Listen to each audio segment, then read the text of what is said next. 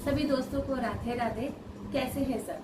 आशा करती हूँ आप सब बहुत ही अच्छे होंगे, मस्त होंगे और अपनी पढ़ाई ज़रूर कर रहे होंगे। देखिए, आज का वीडियो बहुत इम्पोर्टेंट होने वाला है, तो इसलिए मेरी रिक्वेस्ट है कि वीडियो को स्किप मत करना, ठीक है, और मिस मत करना, क्योंकि ये आपके एग्जामिनेशन के लिए बहुत ही इम्पोर्टेंट होने वाला है। अब देखिए, जो यूपी टीजीटी पीटीटी का एग्ज़ाम जो आने वाला है, चाहे मैं उसकी बात करूं या किसी और स्टेट की बात करूं या मैं यूजीसी नेट की बात करूं, जो आर्ट का सिलेबस होता है वो ऑलमोस्ट सेम ही होता है। किसी किसी एग्जाम में कुछ चीज़ें एडिशनल हो जाती हैं, दैट्स अदर थिंग, मगर आर्ट के अगर सिलेबस की बात करूं तो वो आपका ऑलमोस्ट सेम होता है, ठीक है। तो मैं उसी पर्पज से पढ़ाती हूँ ताकि वो सारे जितने एग्जामिनेशन, जितने भी कॉम्पिटिटिव एग्जामिनेशन है, वो सारा उस सब की रिक्वायरमेंट जो है वो फुलफिल हो सके, ठीक है। अब जो आज का मैं वीडियो बता रही हूँ, जो आज का टॉपिक है वो है आधुनिक कलाकार के ऊपर। जैसे कि आप सभी जानते होंगे, अगर अपने विगत वर्षों के जो पेपर्स हैं उनको अगर चेक किया होगा तो आपने ये पाया होगा, जो क्वेश्चन पेपर है, जो क्वेश्चन है, उसमें मैक्सिमम जो क्वेश्चन है वो कहाँ से आते हैं? वो आते हैं आधुनिक कलाकार से, ठीक है। इसलिए आधुनिक कलाकार बहुत ही इंपॉर्टेंट टॉपिक है। और आप ये भी जानते हैं कि कलाकार बहुत सारे हैं, बहुत ही सारे हैं, उसको याद करना भी बहुत मुश्किल होता है, राइट? ये मैं जानती हूँ अच्छी तरह, ऐसा होता है, ठीक है। तो आज मैं कुछ ऐसे टिप्स बताने वाली हूँ, ऐसे ट्रिक बताने वाली हूँ कि ताकि इजीली आप याद कर सको उसको, ठीक है। बहुत सारे आर्टिस्ट हैं, आज कुछ आर्टिस्ट मैंने लिए हैं, उसको देख लेंगे और उसके बाद बाकी आर्टिस्ट भी मैं आपको बताऊंगी, ठीक है। तो चलिए हम वीडियो को स्टार्ट करते हैं, ओके। अब जैसे कि मैंने बताया, देखिए अब ध्यान से इसको देखिए, आधुनिक कलाकार के बारे में जैसे कि मैंने आपको बताया, राइट। देखिए, सबसे पहला नाम अगर हम बोले वो है राजा रवि वर्मा का। अगर उनकी डेट ऑफ बर्थ की बात करें, यहाँ पे मैंने सबके क्या किए हैं, डेट ऑफ बर्थ मेंशन किए हैं। डिटेलिंग हम बाद में देखेंगे, हम एक एक कलाकार लेंगे, उसकी डिटेलिंग भी पढ़ेंगे, ठीक है। अभी मैंने क्या किया है, देखिए सबसे पहले कैसे पढ़ना होता है मैं आपको बता रही हूँ, कैसे करना होता है, आर्टिस्ट हम कैसे याद रखें। सबसे पहले तो उसको आप एक सीरीज डिवाइड करिए, पहले लिस्ट बनाइए, ठीक। सबसे पहले आर्टिस्ट की लिस्ट बनाएंगे, उनकी डेट ऑफ बर्थ लिखिए, पहले वो चेक कर लीजिए, देन फिर उसको अलग अलग आप उसकी डिटेल देखिए कि कहाँ जन्म हुआ, क्या क्या किया, किस माध्यम से उन्होंने किया, ठीक है, उनकी क्या तकनीक थी, इस तरह। तो आज इसलिए मैंने कुछ आर्टिस्ट लिए हैं, वो लिस्ट हम देख लेंगे। तो लिस्ट में सबसे पहला नाम जो है वो है राजा रवि वर्मा का। सभी जानते हैं राजा रवि वर्मा के बारे में। उनके अगर जन्म की बात करें तो 1848 में उनका जन्म हुआ था, मृत्यु उनकी हुई थी 1906 ईस्वी में, ठीक है। अब यहाँ पे आप देख रहे होंगे कि मैंने कुछ ईयर्स लिख रखे हैं, राइट। ये क्या है, इजी करने के लिए, ताकि इजीली याद हो सके। क्या होता है कि आप डेट ऑफ बर्थ तो फिर भी आप आर्टिस्ट का याद कर लेंगे, मगर जो जब मृत्यु होती है किस ईयर में, वो डेट याद करना थोड़ा सा मुश्किल होता है, ठीक है। वो क्लैशेस हो जाते हैं दो डेट में। तो एक ट्रिक बताऊंगी, आप ऐसा कर सकते हैं कि जैसे आपने सिर्फ डेट ऑफ बर्थ याद कर लिया, ठीक है, डेट ऑफ बर्थ याद कर लिया, और ये एक बार माइंड में सेट कर लिए, ध्यान रख लिया कि वो पर्टिकुलर जो कलाकार है वो कितने साल रहा, कितने ईयर्स वो यहाँ मतलब इस दुनिया में रहा, उसके हिसाब से आप उस तरह उसको याद कर सकते हो। फॉर एग्जाम्पल, अगर राजा रवि वर्मा की बात करूं तो 1848 में जन्म हुआ था, ठीक है, 1906 में मृत्यु। अब कितने साल वो जिंदा रहे? 58 ईयर्स। जब वो 58 ईयर्स के थे तब उनकी मृत्यु हो गई। अगर आप इस तरह सबके ईयर्स याद कर लो, ठीक, तो अगर एग्जाम में आते भी हैं, आपको डेट ऑफ बर्थ पता है, आप ये जानते हो कितने साल वो रहे, तो आप कैलकुलेट कर सकते हो इजीली, ठीक है ना। तो आपको वहां पता चल जाएगा कि हाँ कि चलिए मृत्यु किस ईयर में हुई, क्योंकि कई बार मृत्यु भी पूछते हैं, डेट ऑफ बर्थ तो पूछते हैं, मृत्यु भी पूछ लेते हैं, राइट। चलिए बाकी आप याद करो तो बहुत अच्छी बात है। अच्छा, राजा रवि वर्मा 1848 से लेकर 1906 ईस्वी, कितने साल जिंदा रहे? 58 ईयर्स। याद रखिए, मैं इसे रिपीट कर रही हूँ ताकि आपको याद हो जाए, ये याद करने के लिए, ठीक। 58 ईयर्स वो जिंदा रहे। अब हम ईवी हेबल की अगर बात करें तो ईवी हेबल का जो जन्म हुआ था वो कब हुआ था 1861 में। मृत्यु कब हुई थी? वो हुई थी 1934 ईस्वी में। कितने साल जिंदा रहे? 73 इयर्स। ठीक है, कितने साल? 73 इयर्स, दिमाग में बैठा लीजिए। चलिए नेक्स्ट क्या है? रविंद्रनाथ ठाकुर का नाम है। उनका जन्म भी 1861 में हुआ था। अब देखिए यहाँ पे मैं एक बात बताना चाहूंगी, जिनका डेट ऑफ बर्थ सेम है वो और इजी है याद करना। ठीक, कि एक डेट ऑफ बर्थ में आपने याद कर लिया कि हाँ 2 है या 3 है। अब यहाँ पे अगर मैं बात करूं 1861 में, देखिए 2 मिल गए। ठीक, मतलब ईवी हेबल और रविंद्रनाथ ठाकुर दोनों का ही डेट ऑफ बर्थ सेम है 1861। बहुत इजी होगा। अब मैं 1861 की एक और घटना आपको बताती हूँ। ठीक है, 1861 से एक और घटना बताती हूँ। 1861 में क्या हुआ था? भारतीय पुरातत्व सर्वेक्षण विभाग की स्थापना हुई थी। ठीक है, समझ मेरे मन में क्या कह रही हूँ। 1861 से रिलेटेड 3 बहुत ही इंपॉर्टेंट घटना हमारे इतिहास में हुई है। क्या? पहला तो 1861 में 2 महानुभावों का जन्म हुआ है। पहला है ईवी हेबल, दूसरे हैं रविंद्रनाथ ठाकुर जो कवि गुरु रहे हैं। ठीक है, जिनको नोबेल प्राइज मिला था, बहुत ही इंपॉर्टेंट। और 1861 की एक और घटना मैंने आपको क्या बताई जो बहुत इंपॉर्टेंट है हमारे लिए, बहुत ही ज्यादा। वो क्या है कि भारतीय पुरातत्व जो सर्वेक्षण विभाग की स्थापना हुई थी वो 1861 में हुई थी। किसने करी थी? मैंने जब प्रागैतिहासिक कला का जो मैं क्लासेस ले रही थी, जब मैं पढ़ा रही थी, उस टाइम मैंने आपको बताया था कि भारतीय पुरातत्व सर्वेक्षण विभाग का जो स्थापना है वो किस ईयर में हुआ था और किसने किया था? किसने किया था? वो किया था कनिंघम ने। ठीक है, सर अलेक्जेंडर कनिंघम ने किया था।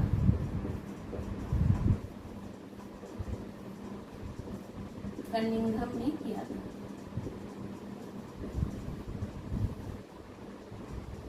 ठीक है, चलिए 1861 की 3 इंपॉर्टेंट घटना हमें पता हो गई कि 1861 में ईवी हेबल का जन्म हुआ था, रविंद्रनाथ ठाकुर का जन्म हुआ था, और 1861 में क्या हुआ था? कनिंघम ने क्या किया था? भारतीय पुरातत्व सर्वेक्षण विभाग की क्या करी थी? उन्होंने स्थापना करी थी। आई होप आपको याद हो गया होगा, राइट। चलिए, बाद में आप इस चार्ट को नोट कर लीजिए, मैं हट जाऊंगी, आप नोट कर लीजिएगा चार्ट को। ठीक है, पॉज करके नोट कर सकते हो। ओके, नेक्स्ट आते हैं अवनींद्रनाथ ठाकुर। अवनींद्रनाथ ठाकुर कौन थे? अवनींद्रनाथ ठाकुर को बंगाल शैली का जनक कहा जाता है। अब यहाँ से शुरू हो जाता है बंगाल शैली। आपने देखा होगा कि मैंने यहाँ पे लिखा है, देखिए बंगाल शैली, यहाँ से लेकर अवनींद्रनाथ से लेकर यहाँ मिलो तक, ये जो आपको लिस्ट दिख रहा है, अब यहाँ से स्टार्ट हो गया बंगाल शैली। तो जो अवनींद्रनाथ ठाकुर थे वो क्या थे? बंगाल शैली के जनक थे, जैसा कि हम सभी जानते हैं। ठीक है, और अवनींद्रनाथ रविन्द्रनाथ ठाकुर के क्या थे? उनके भतीजे थे। रविन्द्रनाथ ठाकुर अवनींद्रनाथ ठाकुर जी के चाचा जी थे। ठीक है, अब उनका हम डेट ऑफ बर्थ देख लेते हैं। अवनींद्रनाथ ठाकुर का जो जन्म हुआ वो 1871 में। अब देखिए याद कैसे करेंगे, ये भी इजी तरीका है। 1861 तो आपको अच्छी तरह याद हो ही गया है। 3 महत्वपूर्ण घटनाएं हुई 1861 में। जस्ट 10 साल बाद 1871 में किसका जन्म हुआ? अवनींद्रनाथ ठाकुर का। जस्ट 10 साल का गैप। तो इस तरह आप याद कर सकते हो, अदरवाइज तो कभी याद नहीं होने वाला है। ठीक है, तो 10 इयर्स का आप गैप देख रहे हो कि 1871 में अवनींद्रनाथ ठाकुर जी का जन्म हुआ था। मृत्यु उनकी 1951 ईस्वी में हुई थी, 80 साल के जब वो थे। ठीक है, इजी। तो अगर एग्जाम में आता है, अगर डेट मतलब मृत्यु का जो अगर दिन मतलब ईयर पूछ लेता है, तो अगर आपको याद ना भी हो, आपको 1871 पता है कि हाँ डेट ऑफ बर्थ तो 1871 है, 80 साल जिंदा रहे, आप तुरंत उसको कैलकुलेट करके और निकालोगे कि हाँ ये ऑप्शन होगा, राइट। समझ में मेरी बात? आई होप को समझ आ रही होगी कि मैं क्या कहना चाह रही हूँ। इजी करना चाह रही हूँ ताकि आप इजीली याद कर सको, क्योंकि इतने डेट है, इतने कलाकार है, किस तरह याद करोगे? यही तरीका है, ट्रिक अब आजमाना पड़ता है, अदरवाइज तो इस तरह रट्टू होता तो नहीं कर सकते। ठीक है, ओके। तो अवनींद्रनाथ ठाकुर 1871 में उनका जन्म हुआ था, 1951 में मृत्यु हुई थी, 80 साल के थे। याद कर लो कि 80 साल के थे और 1871 जो मैंने बता दिया, 1861 से जस्ट 10 साल बाद 1871 में अवनींद्रनाथ का जन्म हुआ था। वो 80 साल के थे जब उनकी मृत्यु हुई थी। तो आप ये कैलकुलेट कर सकते हो उनकी मृत्यु। ओके, चलिए अब बात कर लेते हैं गगनेंद्रनाथ ठाकुर की। तो गगनेंद्रनाथ ठाकुर कौन थे? वो अवनींद्रनाथ ठाकुर के बड़े भाई थे। कौन थे? अवनींद्रनाथ ठाकुर के बड़े भाई, मतलब रविन्द्रनाथ ठाकुर के ये भतीजे थे, वो उनके चाचा लगते हैं। अब इनके जन्म की बात कर ले, इनका जन्म हुआ था 1867 में। ठीक है, अब अगर यहाँ से हम रिलेट करें 1861 में जो रविन्द्रनाथ ठाकुर जी का जन्म हुआ था, तो 61 से 67 मतलब 6 साल बाद, ठीक है, इनके और इनके जन्म में कितना 6 साल का अंतर, इन लोग में 6 इयर्स का अंतर था। ठीक है, इनमें 10 साल का और गगनेंद्रनाथ ठाकुर और रविन्द्रनाथ ठाकुर में कितने 6 इयर्स का अंतर था एज में। तो ये भी आप बहुत इजीली याद कर सकते हैं, इतना टफ नहीं है। तो गगनेंद्रनाथ ठाकुर 1867 मतलब रविन्द्रनाथ ठाकुर 1861, जस्ट 6 साल बाद 1867। मृत्यु कब हुई? 1938 ईस्वी में। कितने साल के थे वो? 71 ईयर्स के। कितने साल के थे? 71 ईयर्स के थे। गगनेंद्रनाथ ठाकुर की बात कर रही हूँ। ठीक है, ये भी बहुत इंपॉर्टेंट है, ये सब मैं बाद में डिटेल में पढ़ाऊंगी आपको। ठीक है, इनको ये बहुत फेमस, इनको क्या कहा जाता है? भारत का सर्वप्रथम जो घनवादी कलाकार है वो इन्हीं को कहा जाता है। ठीक है, भारत का क्या सबसे प्रथम जो घनवादी कलाकार है वो गगनेंद्रनाथ ठाकुर को कहा जाता है। और इन्होंने हास्य से रिलेटेड भी जो चित्रकारी वो की है, तो इनको हास्य व्यंग्य चित्रकार भी कहा जाता है, याद रखिएगा, इंपॉर्टेंट है। चलिए नेक्स्ट बात कर लेते हैं नंदलाल बसु की।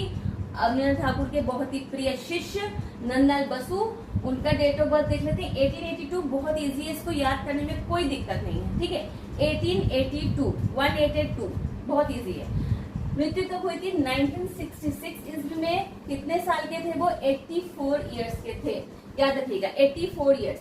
अवनींद्रनाथ ठाकुर 80 साल के थे और नंदलाल बसु 84 इयर्स के थे जब उनकी मृत्यु हुई थी। और उनका जन्म कब हुआ था? 1882 में हुआ था। चलिए नेक्स्ट बात करते हैं। नेक्स्ट है के वेंकटप्पा। अब के वेंकटप्पा का जन्म कब हुआ था? 1886। नंदलाल बसु के 82, उनके 86। ठीक है, 4 इयर्स का अंतर। इस तरह याद कर सकते हो, सीरीज है। ठीक है, नंदलाल बसु का 1882, के वेंकटप्पा 1886, राइट। चलिए, के वेंकटप्पा का जन्म 1886 में हुआ था, मृत्यु हुई थी 1965 जब वो 79 इयर्स के थे। के वेंकटप्पा 79 इयर्स के थे जब उनकी मृत्यु हुई। अब नेक्स्ट देखते हैं समरेंद्रनाथ गुप्त। समरेंद्रनाथ गुप्त का जो जन्म हुआ था वो 1887 को हुआ था, मतलब के वेंकटप्पा के ठीक 1 साल बाद। इन दोनों में 1 साल का अंतर है। आप इस तरह भी याद कर सकते हो, कलाकारों में डिफरेंस, एज गैप, ठीक है, उस तरह भी याद हो जाता है। Okay, right. चलिए, तो के वेंकटप्पा का मैंने बताया 1886, ठीक 1 साल बाद 1887 में किसका जन्म हुआ? समरेंद्रनाथ गुप्त का। मृत्यु कब हुई? 1964 में। कितने साल के थे वो? 77 इयर्स के थे। ठीक है, 77 इयर्स के थे जब उनकी मृत्यु हुई थी। नेक्स्ट बात कर लेते हैं, बहुत ही इंपॉर्टेंट, शारदा चरण उकेल।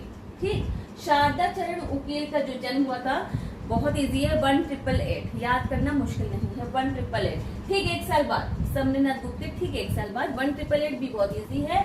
और मृत्यु कब हुई थी? 1940 में। कितने साल के थे? 52 ईयर। ज्यादा दिन वो जिंदा नहीं थे, बहुत कम उम्र में ही वो चले गए दुनिया से, 52 ईयर्स। ठीक है, तो याद रखना 52। अभी तक आपने जितने भी देखा 70, 80s में थे, अभी पहला ऐसा आया जो 52 इयर्स। तो ये ऐसे भी आप याद कर सकते हो, ठीक है ना, कि जो शारदा चरण उकेल 52 इयर्स से जिंदा थे और 1888 इनकी जो डेट ऑफ बर्थ थी। ठीक है, इजी, ओके। अच्छा, शारदा चरण उकेल जो है वो पेंटर के साथ एक कलाकार कहने का मतलब एक अभिनेता भी थे, तो उन्होंने फिल्मों में भी साथ में काम किया।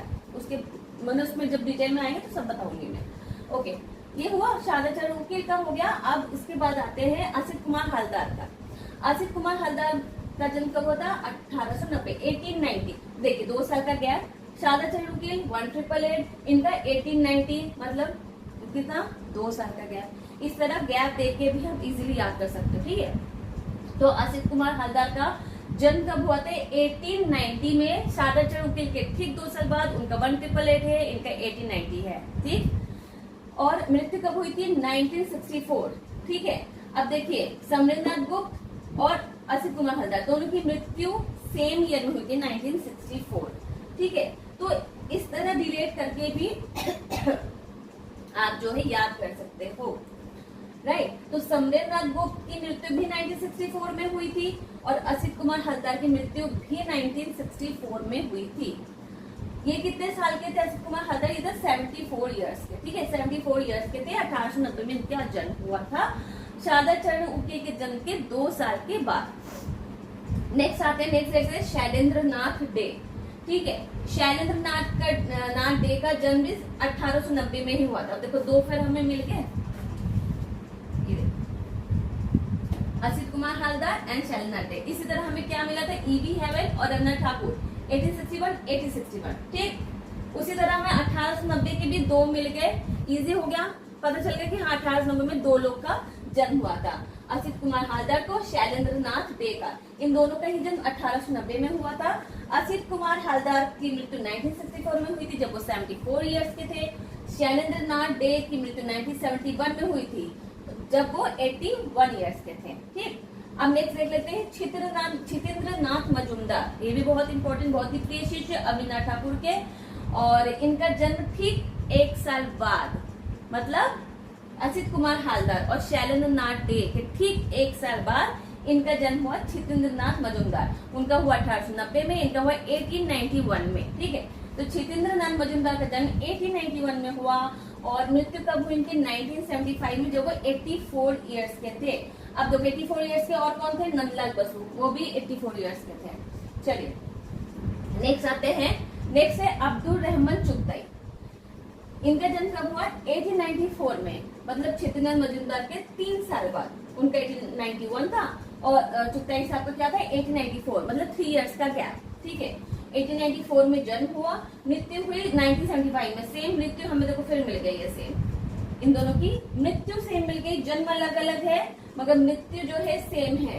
किनका किनका? ये छितेंद्रनाथ मजूमदार का और अब्दुल रहमान चुगताई, इन दोनों का जो मृत्यु का दिन है वो सेम है, 1975, राइट, ओके।